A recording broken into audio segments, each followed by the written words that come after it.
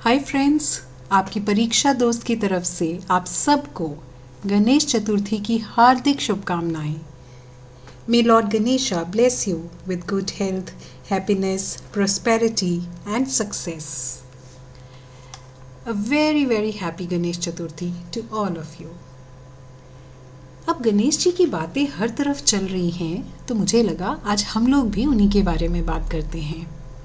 उनके जन्म से जुड़ी बहुत सी कहानियाँ हैं और कुछ ऐसी कहानियाँ हैं जो हमने कंपैरेटिवली कुछ कम सुनी है। ये वाली जो कहानी है कि वो शिव जी और माता पार्वती के पुत्र हैं और उनके जो शरीर पे सर है वो हाथी का है और वो क्यों है, ये सब कहानियाँ हम लोगों ने ज़्यादातर सुनी हुई हैं। पर फिर भी हो सकता है हमारी जो आगे जनरेशन्स आ रही हैं इन्होंने ये कहानी थोड़ी कम सुनी हो, तो उनके लिए ये कहानी पूरी डिटेल में मैंने एक अलग वीडियो में भी बनाई है, तो वो भी मैं आपके साथ शेयर करूँगी। तो हम जब गणेश चतुर्थी की बात करते हैं तो गणेश चतुर्थी हम मनाते हैं as a mark of birthday of lord Ganesha, जो कि शिव जी और माता पार्वती के पुत्र हैं। माना जाता है कि अगले 10 दिन तक वो अपनी माँ को छोड़कर, अपने स्वर्ग को छोड़कर धरती पर हम सबके बीच आते हैं, रहते हैं और हम सबको आशीर्वाद देते हैं सुख और समृद्धि का। तो इसलिए हम 10 दिन तक उनकी पूजा अर्चना करते हैं। और एक और स्कूल ऑफ थॉट है जो ये भी कहता है कि एक बार ऐसा हुआ था कि महाभारत के जब लिखने की बात आई तो ऋषि व्यास ने अपने मन में जैसे पूरी रचना कर ली थी महाभारत की, पर वो उसे पेन डाउन नहीं कर पा रहे थे। तो बहुत उन्होंने कोशिश की पर वो नहीं हो पाया। तो सभी देवता जो थे उन्होंने सलाह दी कि आपके लिए ये काम अगर कोई कर सकता है तो वो सिर्फ लॉर्ड गणेशा हैं। गणेश भगवान सिर्फ ये आपकी मदद कर सकते हैं, तो आप उनसे विनती कीजिए। तो ऋषि गए उनके पास, गणेश जी के पास। तो गणेश जी ने एक कंडीशन रखी और वो कंडीशन क्या थी कि मैं लिखूंगा पर आपको नॉन स्टॉप बोलना होगा।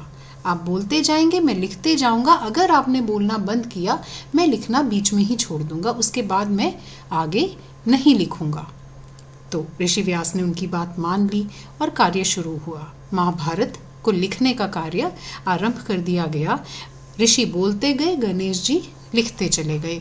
पर ऐसा करते करते गणेश जी के जो शरीर का तापमान है वो बहुत बढ़ता गया। तो ऋषि व्यास ने बहुत यत्न किए और फिर उन्होंने क्या किया कि मिट्टी का लेप बनाया और वो मिट्टी का लेप पूरे शरीर पर उनके लगा दिया ताकि उनका बॉडी टेम्परेचर जो है वो लोअर डाउन हो सके। पर फिर भी जब तक वो कार्य चलता रहा गणेश जी की बॉडी का जो टेम्परेचर है, ताप है, वो बढ़ता चला गया।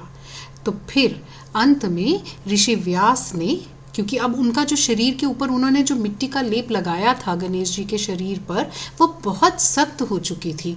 एक पत्थर जैसा शरीर होता जाता है ना जैसे ऊपर से, तो वो वैसी सख्त भी हो गई थी।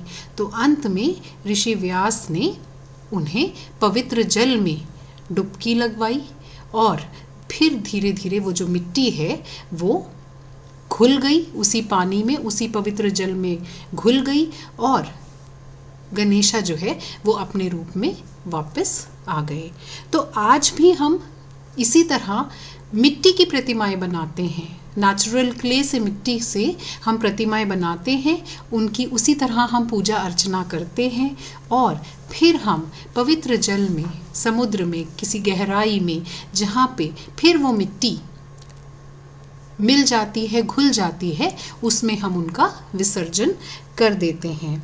इनफैक्ट ये भी कहा जाता है कि ये जो पूरा है कि हम गणेश जी की स्थापना, मिट्टी की प्रतिमा बनाते हैं, स्थापना करते हैं, पूजा अर्चना करते हैं और विसर्जन करते हैं, ये भी कहा जाता है कि this festival Ganesh Chaturthi is a symbol of life and death, कि हम सब माटी से बने हैं और एक दिन हम सबको फिर से माटी ही हो जाना है, उसी में हमें मिल जाना है।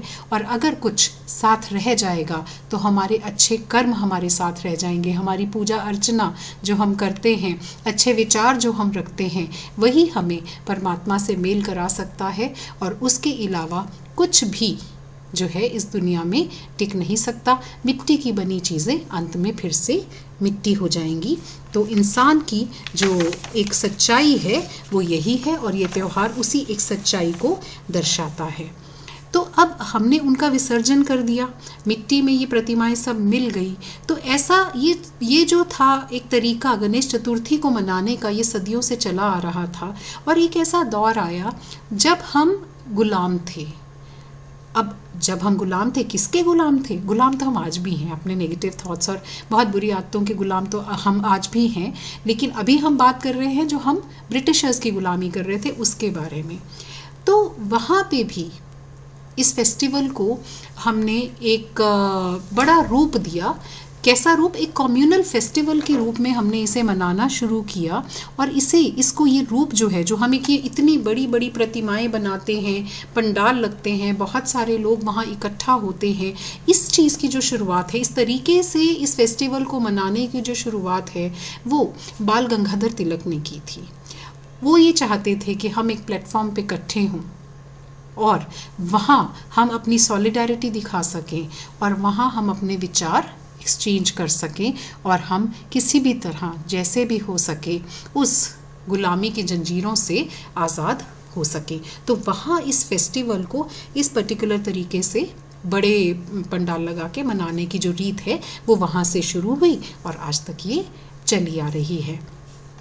अब बात आती है कि हम इतनी पूजा अर्चना करते हैं, हम उनको मिठाई, फल, मेवा, मोदक, लड्डू, जो कुछ हमारी श्रद्धा होती है हम उनको अर्पित करते हैं। क्या इस गणेश चतुर्थी पे मैं आपसे एक और चीज़ कह सकती हूँ कि आप अर्पित करें? आप अर्पित करें एक अच्छा स्वच्छ माइंड। देखिए, एक वो कहानी है ना कि एक सर जो है धड़ से अलग कर दिया जाता है, उसकी जगह नया धड़ लगा दिया जाता है।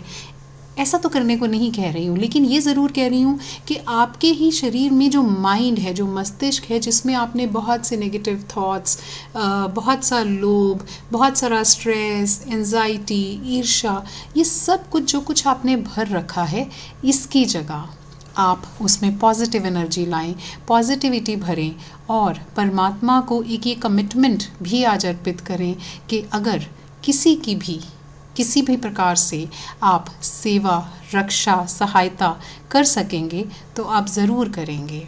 आप अपने आसपास एक पॉजिटिव ऑरा क्रिएट करेंगे और इस दुनिया को और खूबसूरत बनाएंगे। और अगर आप ऐसा करते हैं तो आई एम वेरी श्योर परमात्मा का जो आपको आशीर्वाद मिलेगा उससे आप हमेशा तरक्की की राह पर चलते रहेंगे। तो कोशिश करिए प्रसाद के साथ आज अच्छे विचार भी अर्पण करिए। A very happy Ganesh Chaturthi to all of you.